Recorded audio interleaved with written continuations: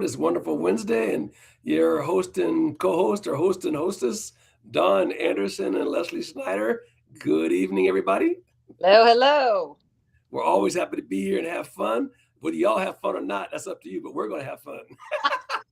What can I say? I think you will. So feel free to shoot on the chat line. Tell us what time it is. We're happy to respond to that. And with that, I'm going to turn it over to Leslie to kick us off. So, All Leslie, right. don't kick us off, but kick us Okay. on. How about that? Yeah, let's get this on. So we have so much to talk about tonight, which is why we're starting late because we were just digging in. But what we want to do is we want to kick off. Here we are closing out the school year. Many of us are getting ready for graduations. Some of us are going to be wrapping up our graduates and shuttling them off to college. And so schools and academics and things like that are kind of on everybody's mind. And I saw an interesting article from Texas that I wanted to open with, since school is our theme right now of the moment. So Texas launched its new Education Freedom Accounts program. Basically, it's school vouchers, vouchers that can be used for private, Christian schools, for homeschool, for anything, really anything. And they have 90,000 spots for the entire state. On the very first day that they opened this program, 43,000 families signed up. Wow. 43,000. And before they were done, there were 274,000 families who wanted to opt out of the public education system. Wow. Wow. So Nobody wants to be in prison. nobody, nobody likes it. Nobody likes it. So anyway, we'll see how that goes out, but or how it continues on. But clearly, Texas needs more funding for this program because people are clamoring, and now it's kind of like a VIP moment, right? Like, are you in or are you out? Did you make the cut? And I can only imagine what's going to happen next year and what other red states are going to be doing because they're watching, and Randy Weingartner from the CTA board president is watching, because California is while we are a blue state, we've got 60% Dems, 40% Republicans, and so CTA, California Teachers. So, I mean, nobody likes public education, no matter what state you're in. And this is just proof of it in one state. But I think it's going to start rolling out. I think red states are going to be emboldened. They're going to start offering these sort of things, and blue states are going to be shaking in their boots. Oh, if you're a parent and you have kids, I mean, hell, I can't remember. I think it's like 25% of the children of school teachers nationally send their kids to some kind of private school. They don't send their kid to public school. They know it's trash. And even Democrats, there's still parents that care about their kids. They know they're Yeah. getting trash. And forget about the communist indoctrination side. I'm just talking about basic. Can my kid read and write? Right? Will my kid get shot in school? Will my kid get beat up? You know, basic stuff and they have no control over the curriculum. And as a parent, you go down there and everybody ignores you. Um, what other product do you use where you get abused the way the public school system abuses you? And of course, part of the reason for that is you have no control over the money, which means that you get what they give you.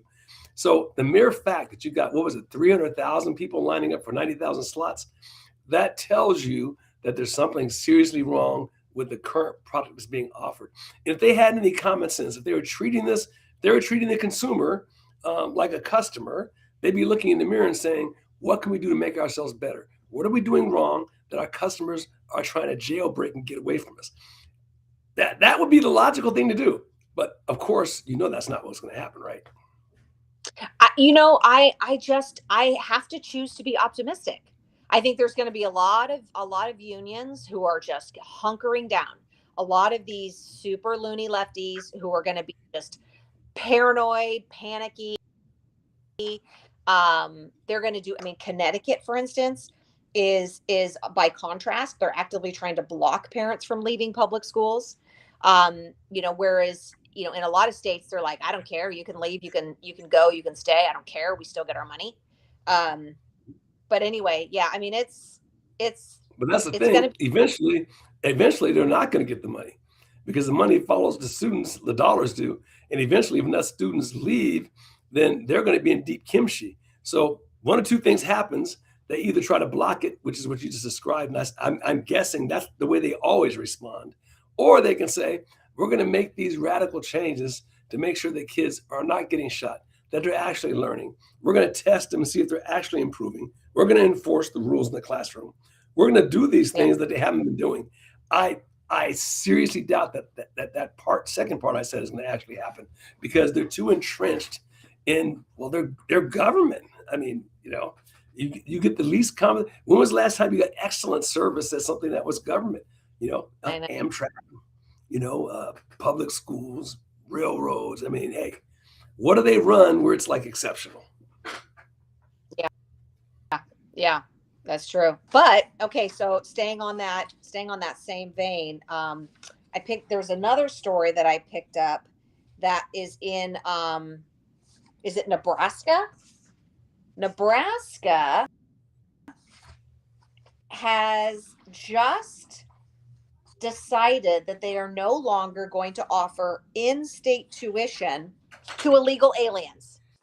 Oh, I know. imagine that. Who could believe that? But yeah, so I'm looking for my notes. I was just talking to you about it. But yeah, so Nebraska apparently for the last 20 years has been offering in-state tuition to illegal aliens, something that even citizens in neighboring states, of course, don't have access to. Well, heck, on the other hand, it's not like it's helping them get smarter. Right, I You're know. trying to find Okay, the there we bright go. side. All right. I'm trying to find the bright side here. No, it's outrageous. So you're taking Yeah. $1 an amount. Not only are you getting a bad product for your own kid, but they're going to take the money that's Yeah. meant for them and give it to somebody who does not even belong in the country. This is one of the reasons why, and the founders are so big on this, small government. The smaller the amount that they can steal, the less damage they can do. No matter how big that pie is, they're going to steal a portion of it because it's the nature of government. Yep. That's the kind of people that government attracts. That's the way it rolls. This is why you got to keep taxation as low as possible, as few programs as possible. You can make laws till the cows come home. Criminals are criminals. Well, but who would even think to look there? You know what I mean? It's Criminals. like just think like, of course that, like, what? It's like giving commercial driver's licenses to people who can't read English. Yeah. And here's the other thing. How would I think that could happen? And Lori makes a comment in the chat line, test the educators. I love that because a lot of people don't realize this, but when you think about the university system, the department that usually attracts the worst performers in school is the Department of Education. Everybody knows that. If you want to avoid, besides maybe humanities, right? If you want to avoid anything hard science or having to learn algebra, math, or any of that stuff, then you go into education.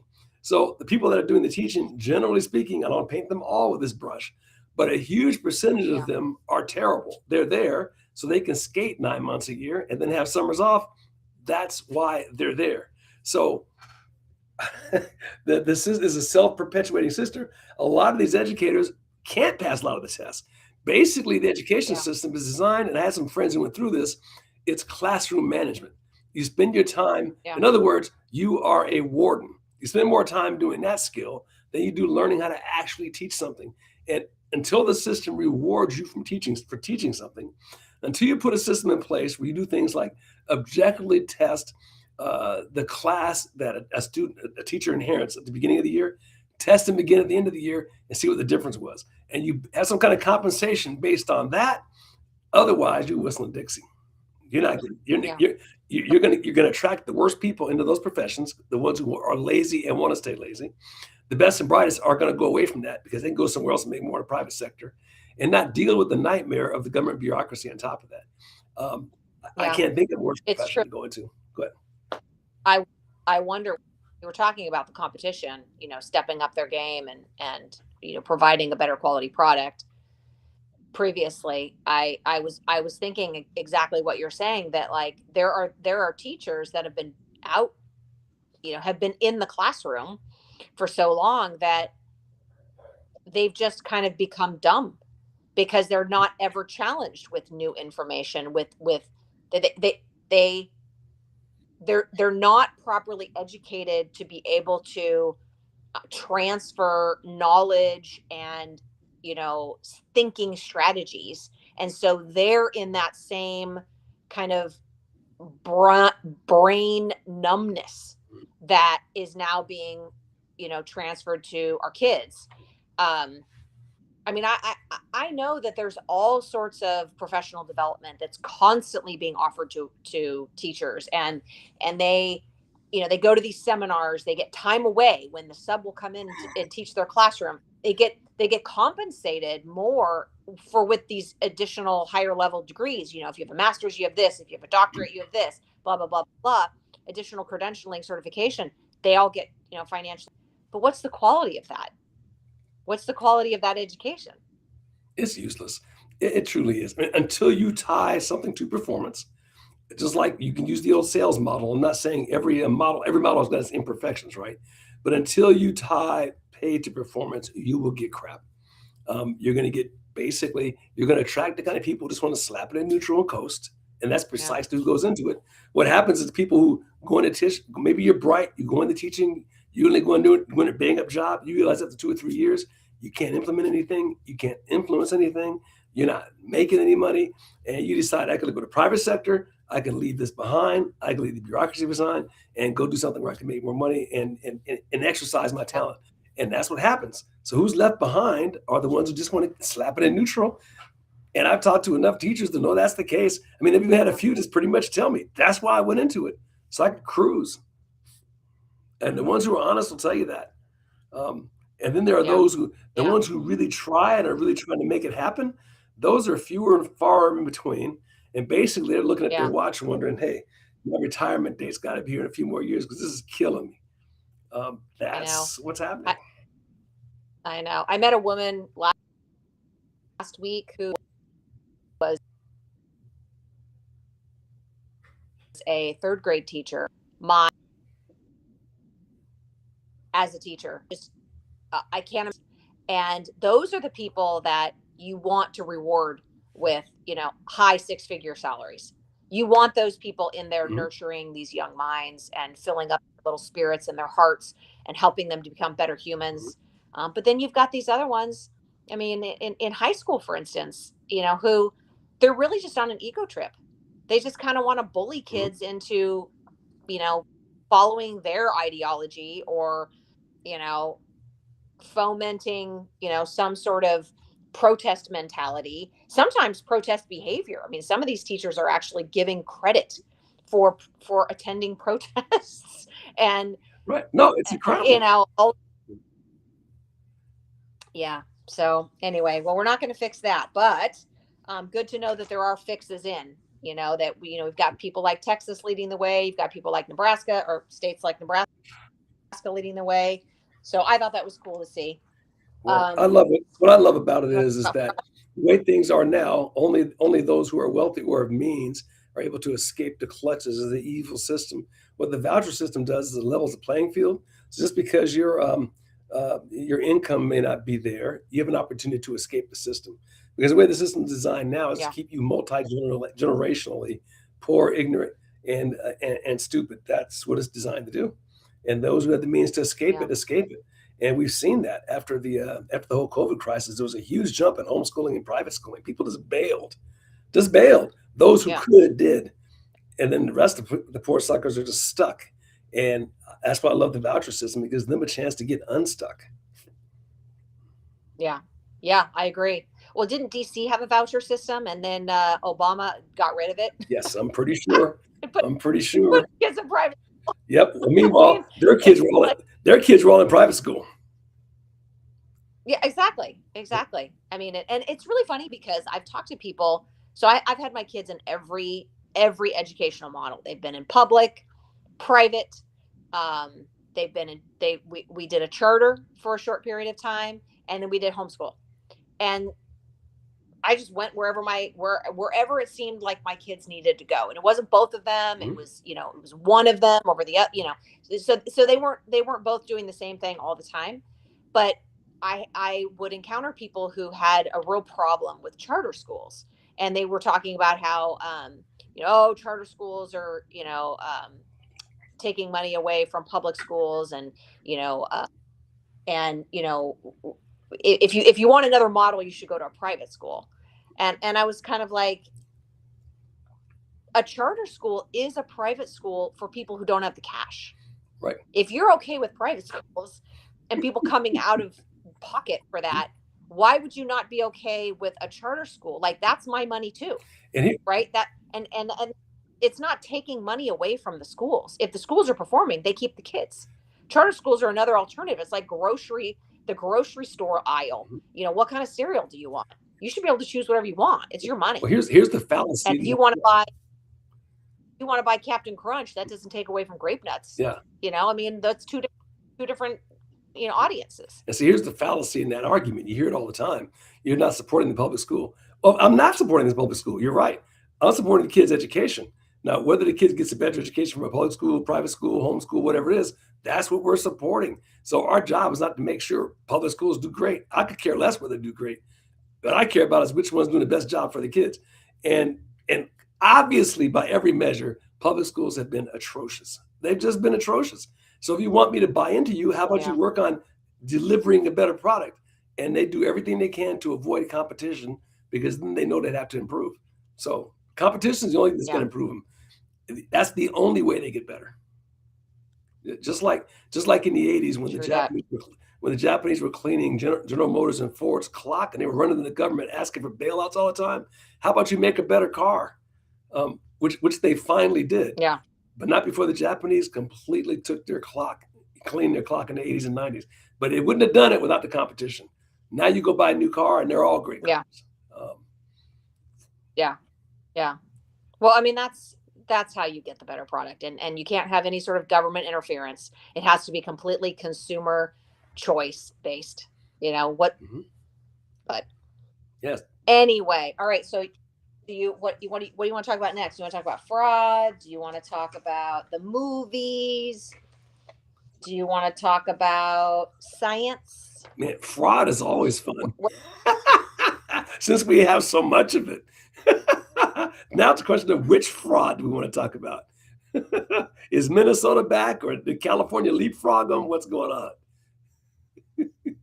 Well, the general consensus is that California is, when it is fully exposed, is going to put Minnesota to shame. And okay, so we can dig into that. So in California, turns out there was an auditor report back in 2022. California auditor wrote a report warning Newsom that, for instance, Los Angeles had seen a 1,500% increase in hospice providers since 2010, with providers overbilling Medicare by at least $105 million in a single year. It was estimated that LA County represents $3.5 billion in hospice fraud. 18% of all hospice billing in the entire United States is coming from one county. So back in 2022, Newsom was told this. There was also, let's see if I can find it, but it was something like, this auditor had also said that since 2015, only one facility had been shut down. Only one. And that none of them had been reviewed. There were many where, I mean, we've all heard about it, how you have like 80 hospices at one look, and that, or you have an autism clinic that is billing 900 hours in a single month. And it's like that, it's not possible. Yeah. And he was blowing the whistle. Newsom didn't care. I saw something from an activist, Amy Reichert. She's here in San Diego. Mm-hmm. She was so everybody thinks that LA is like the big target.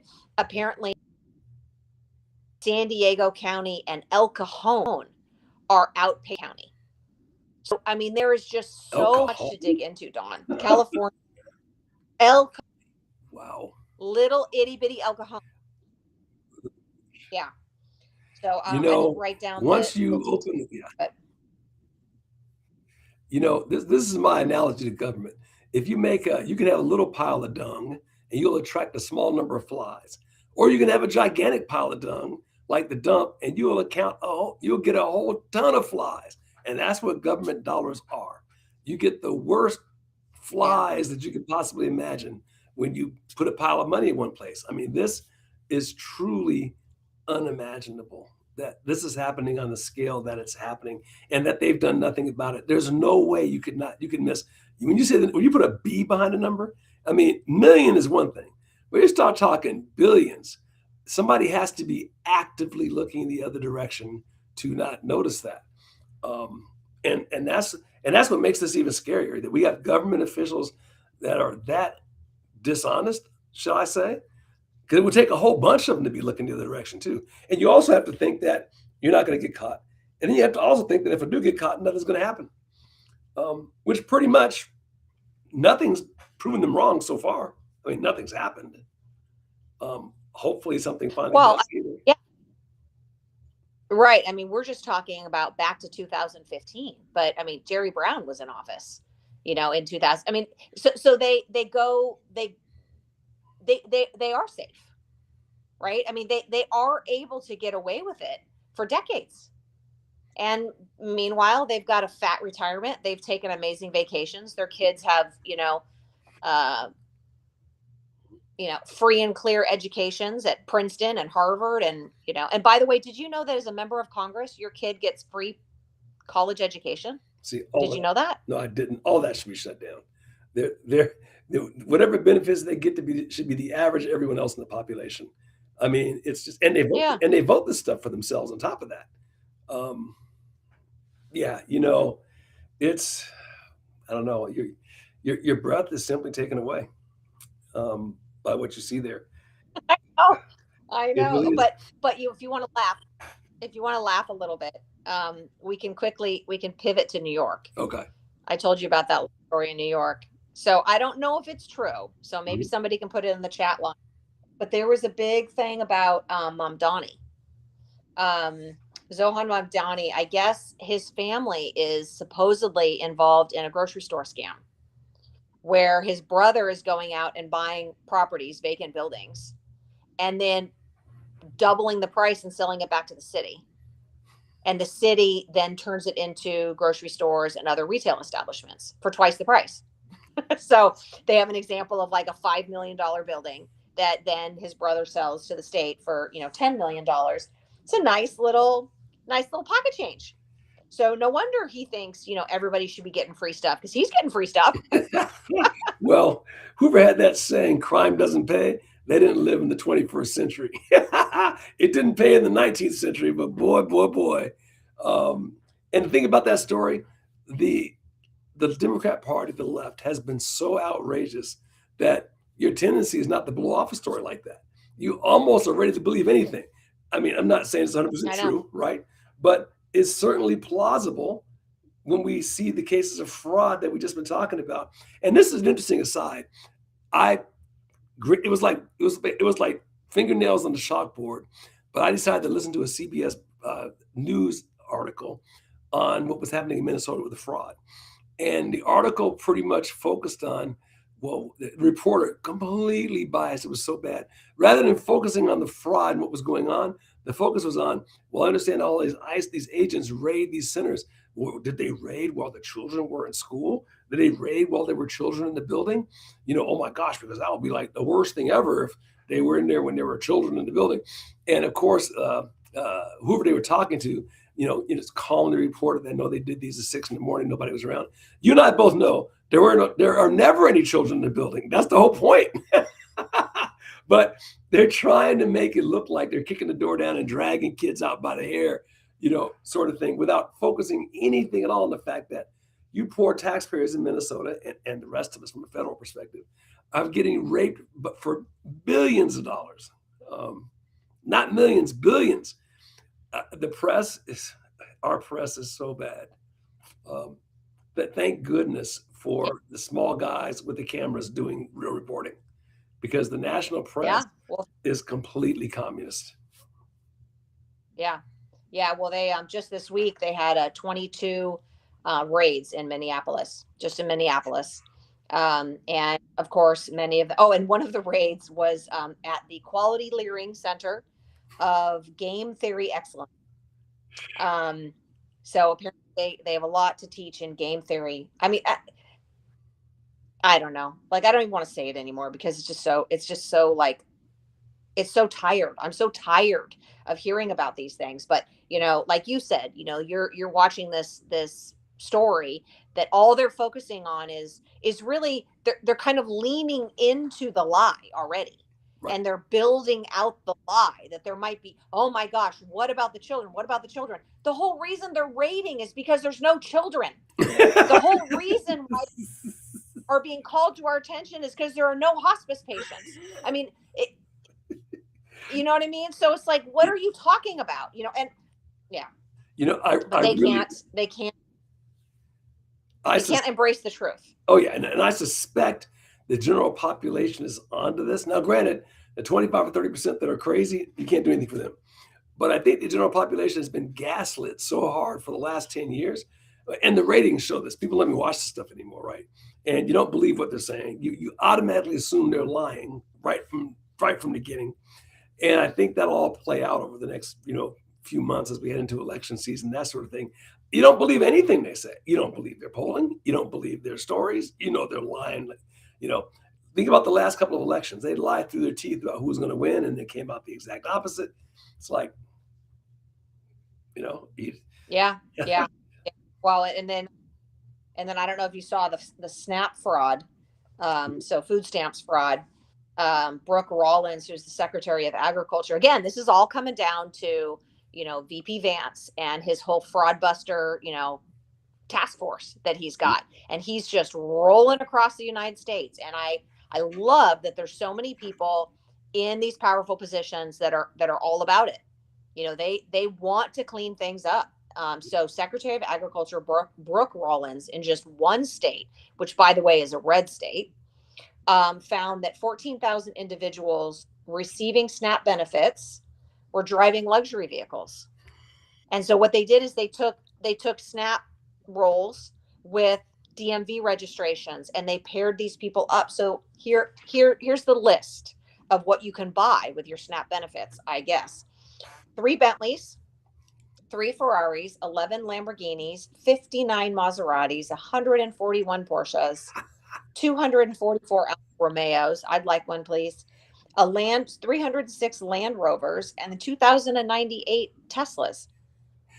So these people are on food, yet somehow they can afford these luxury cars. There wasn't a car you named.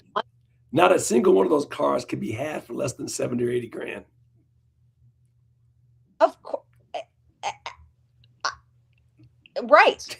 I mean, okay, the cheap version of Tesla, but nothing else. Nothing else. The rest of them are 6 figures. These are 6-figure cars. Yeah, for sure. Goodness sakes. And so this is one state. It's a red state, right? The blue states are not playing. They're not participating at all. So you can only imagine. So far, Don, 4.3 million Americans have been moved off of SNAP already. Wow. And these and because they're mostly dead, or obviously they don't qualify. These are not people that and get their paperwork in time, or or just living, just aren't poor enough. I mean, this is legitimate fraud. Yeah, it's just so frustrating. But it's optimism is being caught. What's that baseball movie? If we build it, they will come. Yeah. If you put the welfare dollar out there, they're coming. And this is one of those things, and this is a whole, we could do a discussion, not just this one day, but the helping organization, the helping mentality. This is where the Christian ethos gets taken advantage of a lot. And the first thing that's wrong with it is you don't use the government to help people. And this is why, right? This is exactly why. You could never get over with that kind of fraud if private organizations would do it. I mean, you would get over with some, and some private organizations have done fraudulent stuff. Like, for example, I think it was United Way when they had the CEO who scammed the outfit for, I don't know how many millions of dollars, but we're talking millions, not billions, because it's sooner or later, people will privately funding those things are going to look and put a stop to it. When you start having the government do it, Yeah. you open yourself up to just runaway fraud. This is one of the reasons why any helping stuff should not be done by the government. And it was a very famous story, and I'll say this real story and I'll be quiet. I think it was President Adams. I don't know if you knew this, but he had a brother who was like just a scofflaw, right? Just wasn't living right, bumming on people all the time. And his brother was always hitting him up for money. And eventually he finally said no. And then I think it was some private citizens got together and said, well, we want to do a fundraiser, like let's raise some money from the county or whatever to help people like him out. And President Adams said no, because that's not the proper use of government. Even though it was his own brother, he knew that's not the proper use of other citizens' money. If you want to do that on your own, go do it. But that's not what the purpose of the government is. And we need to go back to that. Yeah. Certainly at a federal level, none of this stuff should be done. And at a county, state, local level, private outfits do that.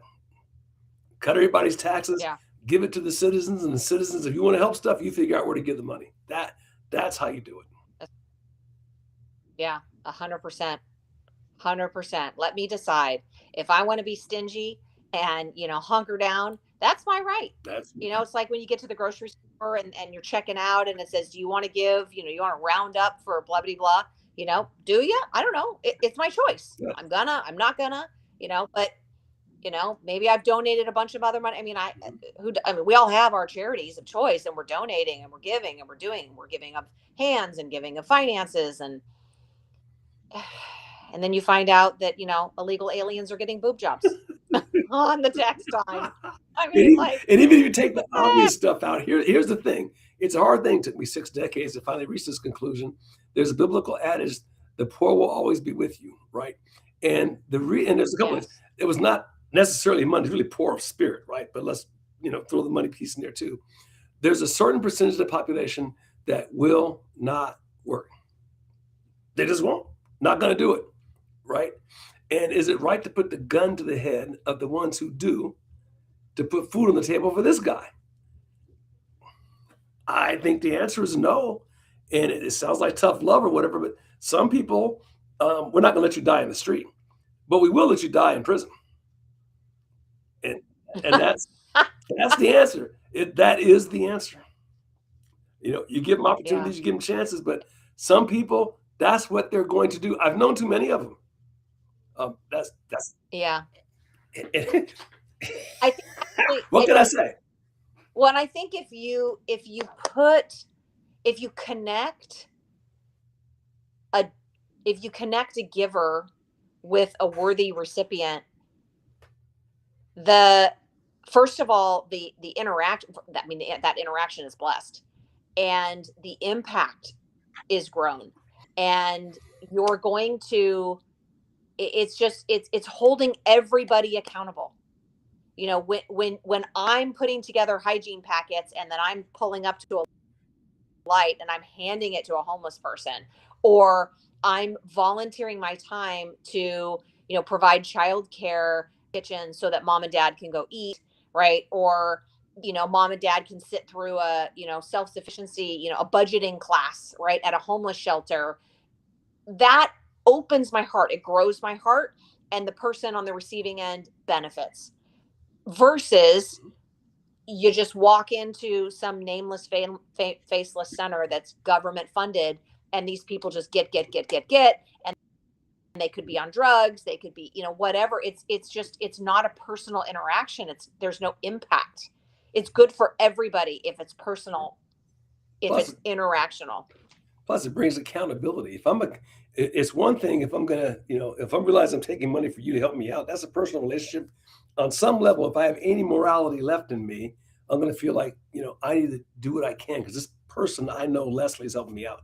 But if it's some nameless, faceless, if it just comes in the mail, which literally they don't even have to go to a counter and get the stuff anymore, and they just get a card, well, it's easy to blow that off. I have no connection to the fact that I'm literally stealing from somebody, because this theft is what it is. If I'm taking that money and just using it to do drugs and do whatever, and it's easy to stay in that lifestyle. Yeah. Here's the thing about life that's tough. Life is hard. And when we remove the pain from some people, they're not going to move. I mean, there's 2 motivators. There's the carrot and the stick, right? The motivated among us chase the carrot. The unmotivated among us have to have the stick. And we need to keep. We don't deliver the stick anymore. Um, what can you say? Yeah. Yeah. I don't know. You want to talk about Val Kilmer? Yeah, I I did not hear anything about that till you. And I was a Val Kilmer fan. I remember him from back in the what was it? The first what was the movie? Was not the right stuff. The Top Gun, right? No, talk. I think Yeah. he was Top Gun, right? He was the man, right? And so I Yeah. was so sad to hear that he had died young. But then now I'm hearing, I think this news article is saying that a movie was made about his life story that was Yeah. totally done by AI. Did I get that right? Yes. He's ever present. He's always with us, Don. Um, Oh, yeah. So the story is that Val Kilmer was hired for a movie, and the movie is called, um, what is it called? Deep as Gravel. It's a Deep drama. as Gravel. Okay. It's a historical drama. It's titled As Deep as the Gravel. It features Val Kilmer as Father Finton, which is a reconstructed entire. So his story. So he a single day of filming, and so his voice and all of the footage has been created using like archival footage of Val Kilmer, using his voice records to actually say a script that he didn't say. And also using family provided images. Um, his children approved it. They signed the contract. Hollywood, of course, the studio, of course, they knew all about it. Everybody was all about it. SAG approved it, and now the movie is coming out. Let's see, when is it?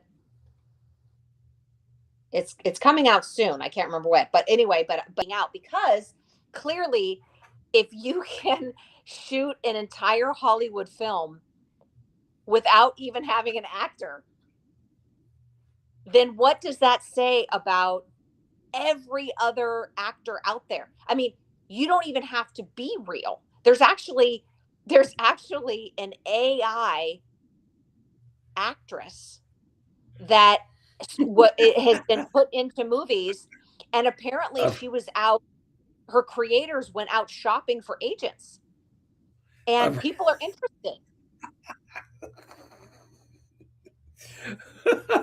I've heard of her, and there's no question about it. It's going to, well, what it does is it means actors and actresses, welcome to the real world with everybody else. Exactly right. Well, and this idea of like, oh, let me reshoot this scene, let me do this, let me do that, it's Mhm, kind of like what's that in the music studio, where they do that special effect where they change the auto tune, where they mhm, change the voices and then they can layer, so you don't need the doo-wop girls anymore, right? You can just mhm, do your own right. doo-wop by Mhm, recording 5 or 6 different tones, and mhm. and so you become your own backup section. So they're already doing that. All these backup groups, backup singers, individuals, they're out of work. They've been Yeah, put out of work. if it gets good enough, it goes the way of Blockbuster. It goes the way of the what do you call it? The wagon. It goes the way of all of that stuff. I mean, horses got replaced by cars. DVDs got replaced by CDs that turned around and got replaced by whatever the next generation of the thing is. And Yeah, actors and actresses are falling. I say, what good are they if you can right. duplicate it for virtually nothing? Yeah, yeah. Well, I was reading somewhere like they're taking stunt people, and they're superimposing the actor or actress's face on. So it used to be that like their face turned. It had to be like from a distance so that you could see that it Uh, wasn't actor. Now they're just AI superimposing, you know, whoever, Nicole Kidman, some other body. And so, but And at see, what point do you eliminate all of that and you just entire story is AI? Everything is AI. well, I'll use an example from think about the airline industry. So, which is it? Spirit that's in financial trouble, I think, right now. And this is related. I'm not just yet. So you have airlines that market. People always complain they don't want to pay all this money. They love flying. They don't pay the money. So these airlines come out that I'm sorry. People complain they don't have leg space. They don't have these amenities, but then they don't want to pay the money. So somebody comes out with this dirt cheap airline that doesn't have any of the amenities, and they complain about it, but they keep flying them. So the way this relates to this, what we're talking about right now, is are people going to pay less because it's an AI generated movie? Would people pay a premium to have real actors? My guess is no. That's my guess. You know, if the quality gets good enough and you can't tell the difference, and maybe right now you can, but over time, the quality is going to get pretty good. I don't think people are going to care. And then the actors and actors are going to be like SOL. That's what it looks like to me, unless some laws pass, some unionized thing where they can't do that anymore. And that'll be an interesting dogfight. But Yeah, yeah. I wonder if like live actor performances will become some sort of genre, some sort of like funky, genre that like people who, the it became real trendy to have record players again, right. and to have that popping and cracking, that you get on a record player versus, that very clean in studio sound. People like to have, the live performance, where it's the jam session versus, I mean, some people do, but and then some people prefer the more manufactured, Or maybe we go back to concert, yeah. 20 outfit changes and whatever going Or on, maybe acrobatics. Remember, the screen is very new in human history. But the screen's only been around what 100 years. I mean, you think about it. 90 years ago, we started having what talkies. So this is very new. For the 5,000, 6,000 years before that, it was your Shakespearean play on stage. Maybe people go back to that. Yeah. And it's been a long time since I got to. I went to go to outside plays when we lived in San Diego, out on the grass. Of course, you had the weather to do it there. We saw some great plays outside, like were really inexpensive, and I've never forgot them. Well, yeah, but yeah, I was just gonna say. I mean, you're right. It could be, and even the writing. I mean, we all have to admit that the writing of so much of what we're seeing in the theaters is crap. And so, but at the same time, you have things like The Chosen, or you've got some very, very good quality things out there that's like next to the crap. And it feels like the young really the young people are watching the crap because they don't even know. They don't even know what a quality movie looks like. They get frustrated. My kids get frustrated because there's credits at the beginning. And they're like, ugh, I just want to fast forward through that. When's the action? They don't want to wait for the story to develop. Yeah. Right? Because they've got this mentality. Our culture now is just so fast. Right. And I just wonder if we're going to swing back. Mm-hmm. Yeah, you raise a great point because you have a whole generation that's used to everything 30 seconds, 15 seconds, 45 seconds, bing, bing, bing, bing, bing, bing. And that's one of the reasons why people don't read books anymore, because they don't want to take the time for the story to develop.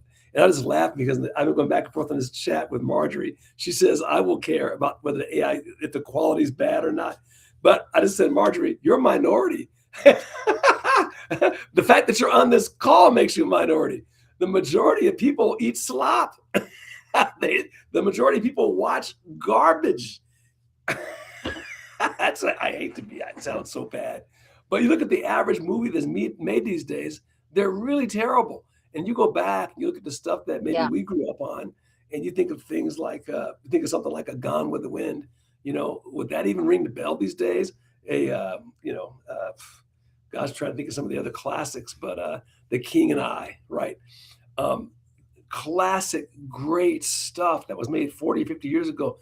I can't think of anything comparable to those two movies I just named in the last 30. Singing in the Rain, you know, depth, beauty, storyline. Um, I still watch that stuff because most of the stuff now is just so terrible. It's rare that you Yeah. can find anything watchable. Um, Yeah. I'm actually enjoying and this I'm actually enjoying some of the Taylor Sheridan. I was not a fan of Yellowstone. I thought it was I don't know. I couldn't get over some of the characters. But have you watched The Madison I heard somebody else say that by was good. Taylor Sheridan? I have not. I've not watched anything in a while. Yeah. There are some gems out there. There are some things that where they really you can tell that they're taking the time to develop good characters, good storylines. I mean, I've watched Landman, Mhm, and there's flash and there's trash and mhm. in there, but there's also, I mean, there is some good character development. If you can kind of get beyond, the booty shorts, that the daughter wears, but um, I don't know. Yeah, I think there's some stuff out there you just have to be a little bit picky, You and know, you have to be. I have a very low tolerance for. I used to be more tolerant of, like sexual promiscuity, mhm, um, on screen, and um, I still have a very low tolerance for violence, but I'm looking for the quality. Like I'll take some of that trash if there is quality coming through, you know, yeah. and yeah, hopefully this is a challenge Oh, it's to still to the community. yeah, the trash Community. anymore, the trash is the movie. And it's just so hard to find anything.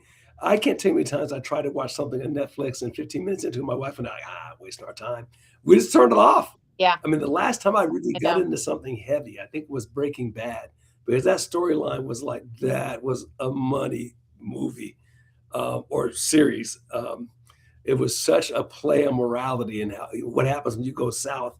So things like that make you think like that. I think Yeah. if any of you seen Yellowstone, I think it was Yellowstone. That was pretty good too. But yeah, I haven't seen anything in terms of anything on a screen like that, TV wise. It's just been a long time. I'm jaded now. Yeah. I know. Well, and I flip through things pretty quickly.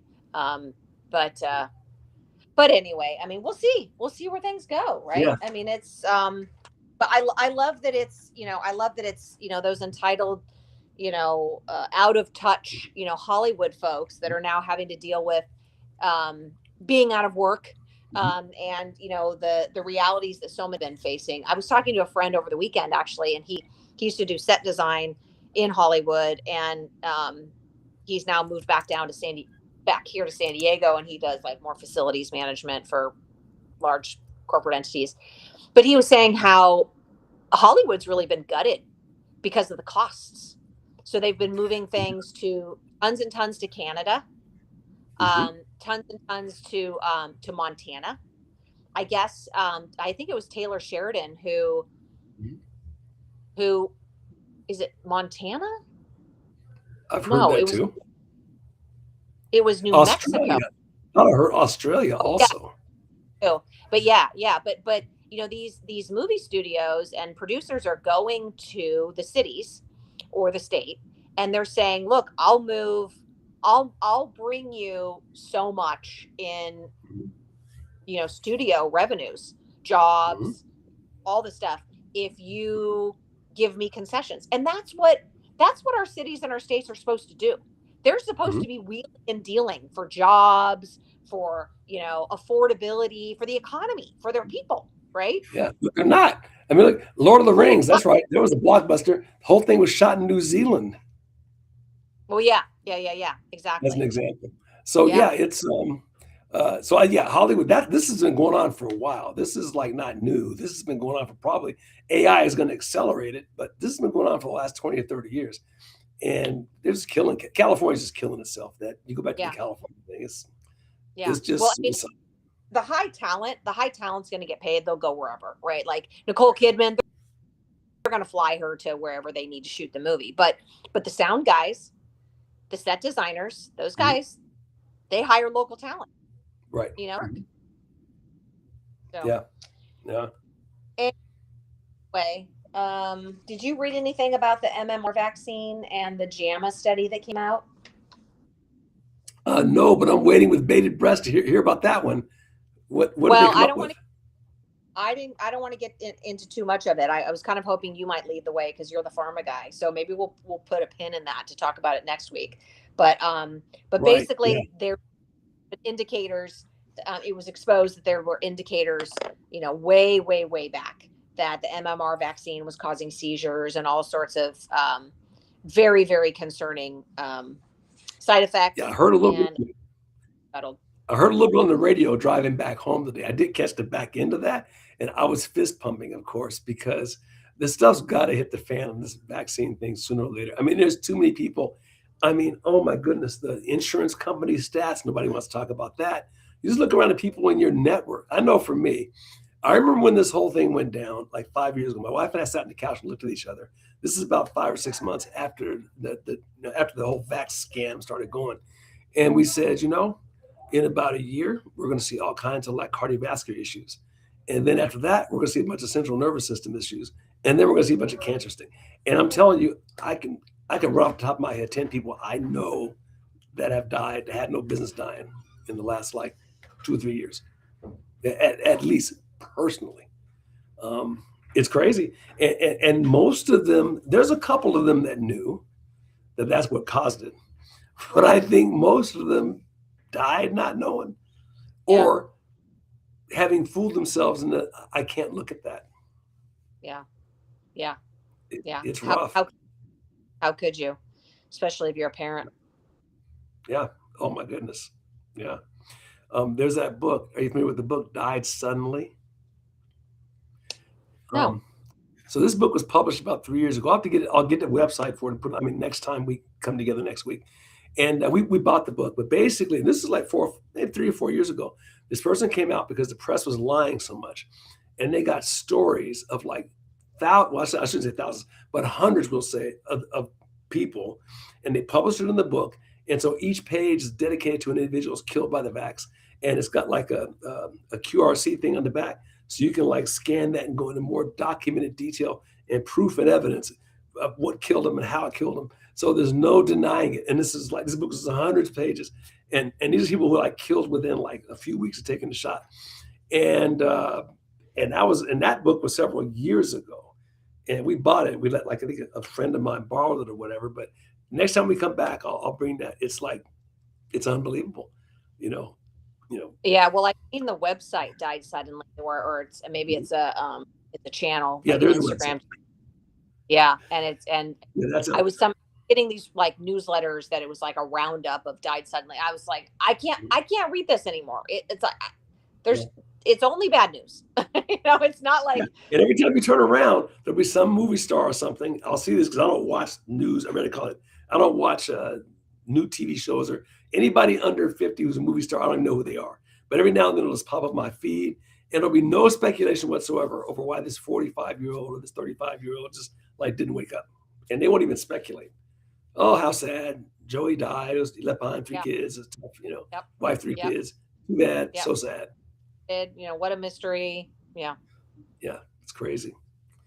Anyway, my friend, it is like 6:58. So as usual, we went right to the limit. We want to make sure you guys get your money's worth.